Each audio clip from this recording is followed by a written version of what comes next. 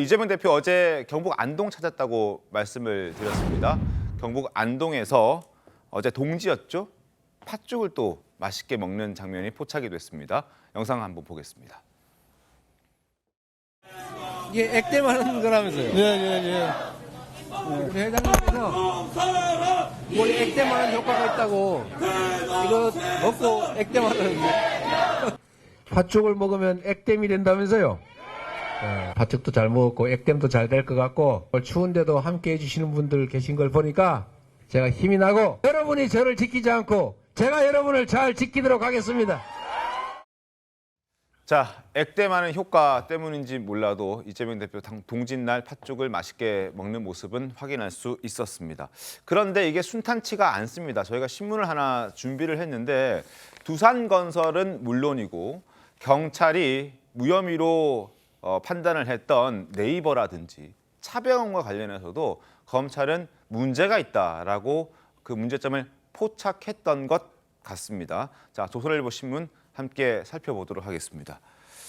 검찰의 두산건설에 이어서 네이버 차병원도 제3자 뇌물 성남FC 후원금 관련해서 어떤 혐의가 포착됐다라고 얘기를 하고 있습니다. 일단 두산과 관련해서 먼저 보면은 이재명 대표가 정진상 전 실장을 통해서 성남FC 운영, 기업의 불법 후원금을 주도했다 판단하고 있고, 그리고 실제로 지난 9월 말에 김모 전 성남시 전략추진팀장과 그리고 이모 두산건설 대표가 이제 기소가 됐습니다. 불구속 기소가 돼 있는 상태고 제3자 뇌물 혐의로 기소를 하면서 이재명, 정진상 등과 공모했다라고 밝혔습니다. 성남시가 2015년 두산건설 부지 용도 변경 등을 해주면서 성남FC에 50억 원을 내도록 하는 이 대표와 정 씨가 최종 책임자였던 것이다. 뭐 이런 얘기들이 있었습니다. 이건 이미 수사가 되고 있고 기소가 돼 있는 상태고, 두 번째로 이것 외에 나머지 5개에서는 경찰이 무혐의 판단했는데 검찰은 다른 생각하고 있습니다. 네이버와 차병원에 대해서도 제3자 뇌물 혐의를 포착한 것으로 전해지고 있다. 심지어 네이버가 후원금을 성남FC에 내는 것을 부담스러워하자 이 대표 측근인 재윤경 전 의원이 상임이사로 있는 희망살림이라는 재단에 39억 원을 내게 했다고 검찰은 보고 있습니다. 어떻게 좀 보셨습니까? 제가 보기에도 사실 처음부터 이거는 그 기업 이름은 다르지만 구조가 완벽하게 같습니다. 그 이전에는 후원금이 없다가 이재명 그 당시 시장에 요 일이 있을 때 그 기업들이 일괄적으로 금액이 빵 뛰어요. 그리고 또 이재명 시장이 물러나고 다른 데 이제 옮겨가니까 그때 또 후원이 딱 끊겨요. 그러니까 이 일정한 이 재임 기간 동안에만 벌어진 일인데 이 우연의 일치일 수가 없는 것은 당연한 것이고 이 기업들에겐 같은 식의 패턴의 이제 일이 있었을 것이다라고 해와서 고발도 있었던 것인데 지금 그동안에 3년 동안 사실 수사가 제대로 안 되다가 이번에 두산건설에 대해서 기소 의견이 됐던 것은 공문이 발견됐기 때문입니다. 이거는 너무 확연한 증거가 바로 확인이 됐기 때문에 이거에 대해서는 기소 의견이 됐던 것이고, 그리고 나머지에 대해서는 보수적으로 옮겨오면서 검찰에서 다시 들여다보는 것인데 지금 자세히 들여다보면 들여다볼수록 이 구조가 같은 사건 안에서도 두산건설과 마찬가지의 이득이 오고 가는 것에 대한 정황과 그거에 대한 근거들이 계속 확인이 되고 있기 때문에 검찰에서 추가 수사를 통해서 모두가 다 기소 의견이 될 수 있다, 이런 이제 판단을 하고 있는 것으로 보입니다. 알겠습니다. 그리고 검찰의 이런 소환 통보에 지금 여야가 서로 충돌하고 있습니다. 의견이 당연히 다르겠죠? 한번 들어보도록 하겠습니다. 지금 야당 파괴하고 정적 제거하는데 힘쓸 때입니까, 여러분? 이제는 무혐의 결정 났던 FC 광고한 것 가지고 저를 소환하겠다고 합니다. 이재명이 그렇게 무섭습니까? 이재명 대표가 민주당의 지도부가 정적 제거를 입 밖에 내뱉는 저혈함은 국민의 공분을 살 뿐입니다. 거대에서 방패막이 뒤에 잠시 몸을 숨겨둘 수는 있어도 진실은 드러나기 마련입니다. 자, 이미 다 끝난 사건을 다시 들쑤시고 있다, 이재명 대표, 이렇게 얘기를 했습니다. 뭐 그런 근거는 있습니다. 경찰이 이미 무혐의로 불송치 결정을 했던 적이 있기 때문에. 그러나 거기에 대해서는 또 따져볼 부분이 있습니다. 신문 보겠습니다. 자, 이 빨간색 밑줄 칠 부분에 집중을 하도록 하겠습니다. 성남FC 후원금 의혹, 과거 한 차례 무혐의가 나기도 했다. 2018년 6월 지방선거 과정에서 바른미래당이 제기한 이 사건을 처음에 담당했던 성남 분당경찰서가 서면 조사를 거쳐서 지난해 9월 무혐의로 불송치 처분을 내렸는데 그 이후에 문제가 또 불거졌습니다. 수원지검 성남지청이 사건을 건네받아 수사 여부를 검토했더니 이거는 조금 더 봐야 된다라고 생각을 했던 겁니다. 그래서 박하영 성남지청 차장검사가 수차례 다시 수사해야 된다라고 당시 박은정 지청장에게 수차례 얘기를 했습니다만 박은정 지청장은 그것을 여러 차례 반려했고 이로 인해서 수사를 맡은 박하영 당시 차장검사 사의를 표명하면서 다시 논란이 제기되기도 했습니다. 이런 과정들을 거쳐서 결국 보완 수사 요구로 경찰 수사가 다시 이루어졌고 결국 수사는 지난 9월부터 시작이 된 겁니다. 3개월 정도 한 거죠. 자, 박은정 검사, 이재명 대표 수사 무마 의혹과 관련해서 국회에서 제기가 됐었던 적이 있고 그 모습도 저희가 영상으로 준비했습니다. 함께 보겠습니다. 성남FC는 제2의 대장동이에요. 두산건설뿐만 아닙니다. 네이버 39억 해서 총 이재명 성남시장이 구단주인 이 성남FC에 지금 160억 정도가 후원이 됐고 성남지청에서도 수사과가 그 내용은 다 알고 있으니까. 독자적으로 수사해서 역시 무혐의 의견을 냈습니다. 네, 성남 FC 사건에서 박하영 차장검사가 사표를 냈어요.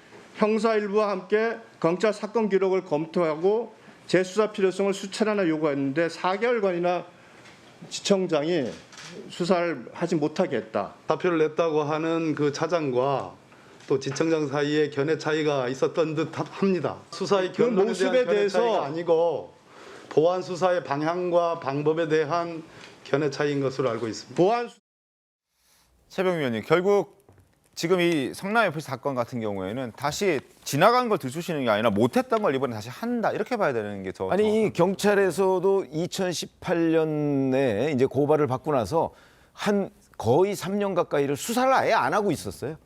안 하고 있다가 이제 뒤늦게 어찌 보면 이제 뭐 수사를 했는데 이재명 대표 소환도 안 하고 네. 그냥 서면 조사로 끝내고 이재명 대표가 민주당의 대선 후보가 거의 확실시되니까 무혐의 처분을 해버린 거란 말이죠. 네네네네. 그 이후에 이제 박하영 차장검사가 아니 이게 범죄 혐의가 있어 보이는데라고 해서 수사를 재개하자고 한 걸 박은정 성남지청장이 막고 있었던 거거든요. 그러다가 이제 올해 2월달에 다시 계속해서 문제가 되니까 박하영 차장검사가 사표 내고 네. 그러니까 이제 경찰에다가 또 다시 맡겼어요. 분당 경찰서에다가. 그러다가 이제 이게 경기 남부경찰청으로 넘어갔고 그리고 올해 9월에 검찰로 송치가 됐는데 네. 두산건설에 대해서는 이거는 제3자 뇌물 혐의가 입증이 된다 그래서 그 두산건설에 대해서만 기소 의견으로 송치가 됐는데 검찰은 그걸 받고 아니 두산건설뿐만 아니고 다른 5개 기업도 다 혐의가 있다. 이래서 수사 끝에 이번에 이재명 대표를 소환하는 거거든요. 그러니까 중간에 뭐 수사가 굉장히 오랫동안 진척이 돼 있는데 무혐의 처분했다? 그 사실관계가 맞지 않습니다. 권정 대변인님. 그 앞서 이야기 드렸던 부분이기도 한데 그러니까 지금 이재명 전 성남시장을 이렇게 기소하려고 하면 같은 모양으로 그러니까 홍준표 경남지사가 그 경남FC가 잘 되면 당연히 정치적으로 이익이 있겠죠. 근데 경남FC에 후원금을 냈던 분들에게 재정이사로 임명을 했어요. 그것 역시도 대가성으로 볼 수 있잖아요. 그러면 그것과 지금 성남시에서 일어난 일이 제가 보기엔 똑같다는 거죠. 근데 성남시장은 지금 기소까지 되고 있고 당시에 이제 재정이사로 어떤 대가를 줬다고 말할 수 있는 홍준표 경남지사는 아무런 수사를 받고 있지 않아요. 네. 그리고 또 다른 측면에서는 이재명 성남시장 입장에서는 5개의 공공기관이 지역으로 이전하게 되면서 그 부지에 대기업을 유치해야 될 이유가 있었습니다. 그리고 또 다른 이유로는 시민구단의 돈을 이렇게 마련해야 될 어떤 의무가 있는 상황이었어요. 그래서 이런 공적 의무를 다했다는 것만으로 어떤 이렇게 제3자 뇌물죄로 이렇게 하는 것은 물론 이제 판결을 받아봐야 알 부분이겠지만 지금 단계에서 그것이 이미 범죄다 이렇게 보기에는 저는 여전히 무리스럽다고 생각합니다. 알겠습니다. 홍준표 대구시장이 이렇게 계속 거론되는 건 김의겸 더불어민주당 대변인이 언급을 했기 때문입니다. 자, 김 의원의 목소리 한번 들어보겠습니다. 홍준표 시장을 비롯해서 수많은 단체장들이 처벌을 받아야 될 것입니다. 검찰은 이재명 대표가 아니라 만일 이런 걸로 수사를 하고 처벌을 하려고 한다면 홍준표 시장부터 여당의 단체장부터 수사하고 조사하고 처벌을 해야 될 것입니다. 저 얘기를 들은 홍준표 대구시장은 화가 단단히 났습니다. 어떤 얘기했는지 보겠습니다. 너무 터무니없다. 나를 물고 늘어지는 건 정말 유감이다. 김의겸 의원 당신 이렇게 얘기합니다. 공천 한번 받아보겠다고 허위 폭로 계속하면 당신 공천은커녕 총선 전에 감옥 갈 수 있다. 고발하겠다. 이렇게 얘기를 합니다. 자, 뭐 성남 FC 건과 대구 경남 FC 뭐 이런 건에 대해서는 이미 많은 분들이 다르다라고 얘기를 해주셨는데 법률적으로 좀 다릅니까? 어떻습니까? 완전히 다르죠. 지금 예를 들어서 성남 FC에 대해서 문제가 없으려면은 세일즈를 열심히 해서 성남 FC 안에서 해결을 하셨어야 됩니다. 근데 시장으로서 별개의 건설 부지 그 용도 변경과 관련해 인허가권 돌려가지고 이익을 주고 거기서 난 이득을 가지고 다시 또 이렇게 한 바퀴 회전시켰잖아요. 그러니까 별개의 이득을 줬다는 거기에 대해서 용도 변경을 해주는데 부정한 청탁 거기에 있는 것이고 지금 홍준표 시장은 세일즈를 한 것이고 그 경남 FC에 대해서 유치를 하고 후원을 받으니 거기에 대해서 재정 이사로 하면서 예를 들어서 뭐 기부 받으면 무슨 기념관 이름 달아주잖아요. 기부한 사람들. 네. 거의 그런 개념이거든요. 다른 이득을 줘가지고 그 기업이 막대한 이득을 얻게 하고 거기서 이득이 난 걸 가지고 돌려가지고서 뭐 경남 FC에 넣었다. 뭐 이 정도 얘기라도 나와야지 비슷하게 뭐 얘기라도 다루지. 이거는 사실관계가 완전히 다릅니다. 그러니까 부정한 청탁이라고 꼭 집어가지고 얘기를 하지 않으면은 지금 홍준표 시장에 대해서 김의겸 의원이 얘기하시는 거 저거 명예훼손 될 수도 있는 문제라서 지금 저렇게 맥락 없이 얘기하시면 안 되고 정말 자신 있으면 사실관계 얘기하시면서 고발하시면 됩니다. 김의겸 의원이. 알겠습니다. 자, 이렇게 소환 통보가 되고 민주당 내부에서는 뭔가 왔다, 올 것이 왔다 이런 분위기인 것 같습니다. 조홍천 의원도 당당하게 나가서 싸워라 이렇게 얘기를 했습니다. 목소리 한번 들어보시죠. 뭐 혐의가 입증된 게 없기 때문에 이재명 대표가 당당하게 싸워나가시기를 원합니다. 뭐 당이 당당하게 싸울 일은 아니죠. 당이 지금 계속 위축되고 있잖아요. 힘들어지고 있잖아요. 전국 단위 선거에서 연거푸 패하고도 반선거 혁신을 하지 않고 비전과 리더십을 보이지 못하고 있기 때문입니다. 네.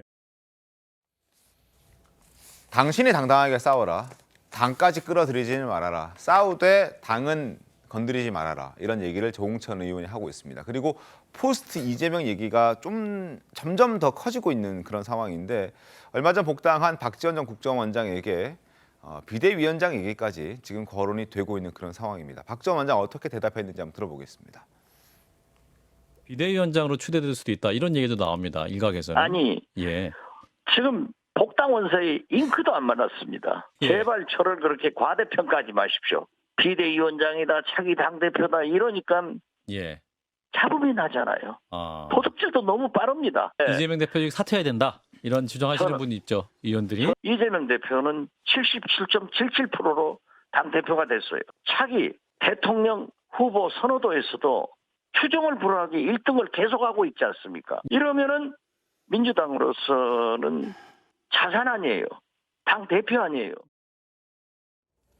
적어도 당 내부에서 주류들은 일단은 이재명 대표를 좀 지켜야 한다라는 분위기인 건 맞는데 저런 목소리들이 조금씩 터져 나오면서 균열도 조금씩 생기는 것 같던 그런 분위기는 감지되고 있는 것 같습니다. 상황을 좀 지켜보겠고 이재명 대표가 성남FC 후원금 의혹과 관련해서 검찰 소환 통보를 받았지만 의혹이 이뿐만은 아닌 걸 아마 많은 분들 잘 알고 계실 겁니다. 대장동 개발 특혜 의혹, 변호사비 대납 등 여러 가지 의혹들을 동시에 받고 있기 때문에 언제든 검찰의 출석 요구가 추가로 이어질 수 있는 그런 상황입니다. 신문 보겠습니다.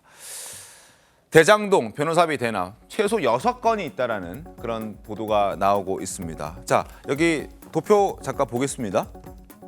이재명 민주당 대표 대상으로 진행 중인 수사와 의혹 내용들입니다. 서울중앙지검에서 대장동과 위례 신도시 개발 사업 특혜 관여했다는 의혹 들여다보고 있고 수원지검 쌍방울 그룹 변호사비 대납받았다는 의혹 그리고 수원지검 성남지청 어제 소환 통보된 성남FC 후원금과 관련해서 여러 의혹들을 수사하고 있습니다. 경기 남부경찰청은 백현동 개발사업 특혜 관여했다는 의혹 그리고 이것뿐만이 아니라 부인 김혜경 씨, 장남 이모 씨와 관련해서도 여러 가지로 경찰과 검찰의 수사가 이어지고 있는 그런 상황입니다. 김문식 교수님, 네. 이렇게 되면은 뭐 너무 많다는 생각도 듭니다. 그렇기 때문에 국회의원 보궐선거 출마할 때나 당대표 출마했을 때 많은 분들이 또 민주당 내부에서도 사법 리스크가 너무 많지 않느냐 이런 이야기를 했던 거 아니겠습니까? 이제 그런 것들을 다 묵살하고 당대표로 압도적으로 선출이 됐고 그 이후에 진행되는 것은 예상됐던 대로입니다. 그러니까 물론 사법 리스크라는 게 유죄로 확정된 건 아닙니다만